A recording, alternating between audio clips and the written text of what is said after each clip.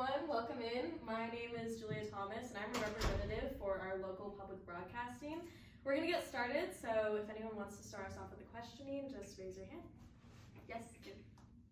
Why can't rural communities rely on commercial media outlets instead of public media? That's a great question. Well, it's important to understand that commercial media profits, while public media is meant to teach us and inform others about public emergencies and education. So I actually have a statement from news.com by David Perry that says about 70% of taxpayer-supported budgets goes to 1,500 local TV and radio stations, more than half of which are in rural, undeserved, or sparsely populated areas. So that means that 70% of funds actually allow underdeserved individuals to view public media without having to spend more on just simply being informed by the news. Thank you. Do we still need public media now that there are so many other options? Yes, absolutely. It's incredibly important because public media like PBS or NPR play crucial roles in society as they offer unique benefits. For example, those benefits are like high-quality educational programming. It also provides fast-checked information that people can trust. It speaks well on culture, education, and public service instead of just merely profit. Yes? Alrighty, so if a clear bias becomes apparent in the media itself, how would you handle that situation? So the federal government would have to agree to not control production. We absolutely do not endorse any particular political beliefs, and bias will not be shown in our media with the said agreement. If bias were to take place, individuals involved can be fined and disciplined as we see fit.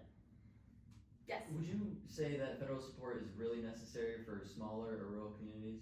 Yes, more than ever now. Last year, we actually have a statistic from the Illinois Medical School of Journalism that says that 208 counties with no locally based source of local news, which has been an increasingly growing number. That is a major issue, as that's 55 million people with none or near to no access to local news. Requiring those outlets to be commercially competitive is only going to worsen that problem for everybody involved. Yes?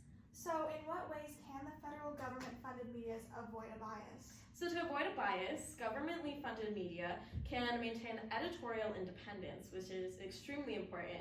We can establish things called firewalls to manage information and resist potential pressures. They can also have multiple sources of funding to ensure that financial security is there and make sure that there is no reliance on a single source so that there's no influence at all. Yes? Given commercial media that act as public methods of communication, why is it the responsibility of citizens to be taxed in order to aid federal media funding for the public? That's a great question. Well, actually, according to a statistic from Michigan State University affiliate WKAR, the contribution of American citizens towards federal funding for public media is actually very small, coming in at $1.60 per year. So in hindsight, this minimal contribution poses little to no downfall or negative effect to the citizens of the country or county, but rather enables to further their education and ability to access media as freely as they see fit.